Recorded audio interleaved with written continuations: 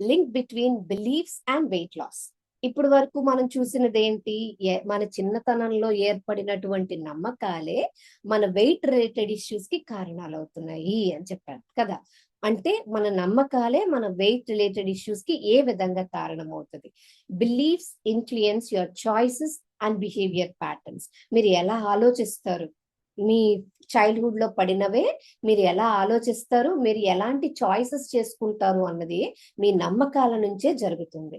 ఉదాహరణకు ఇలాంటి ఒక థాట్ ప్యాటర్న్ ఉన్న వాళ్ళు, అంటే మీ చాయిసెస్ కానీ మీ బిలీఫ్స్ కానీ మీ బిలీఫ్స్ మీ ప్యాటర్న్స్ కానీ మీ నమ్మకాల నుంచి ఏర్పడుతుంది అని చెప్పడానికి మీకు వెయిట్ లాస్ అవ్వడం అనేది చాలా కష్టమైన ప్రాసెస్ అనే ఆలోచన విధానంలో ఉంటారనమాట.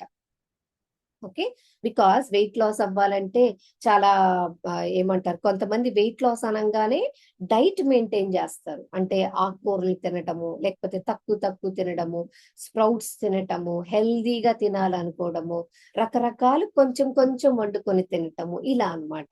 అంటే వాళ్ళ సబ్ కాన్షియస్ గా వాళ్ళకు ఒక థాట్ ప్యాటర్న్ ఉంది. ఏంటది? నేను వెయిట్ లాస్ అవ్వాలంటే ముందు నా ఫుడ్ మార్చాలి, నేను రైట్ ఫుడ్ మార్చాలి, ఆ ప్రోటీన్ షేక్స్ ఎక్సెట్రా ఇలాంటివి ఉంటాయి కదా. సో వీటి మీద ఎక్కువ ఫోకస్, అవేమంత టేస్టీగా ఉండవు. సో వాళ్ళకి ఏం ప్యాటర్న్ ఉంటుందంటే వెయిట్ లాస్ అవ్వాలంటే అది చాలా కష్టపోయినది, పెయిన్ఫుల్. సో ఇలాంటి స్ట్రిక్ట్ డైట్ తో వెళ్ళాలి అన్నట్టు ఉంటుంది అనమాట. ఓకే,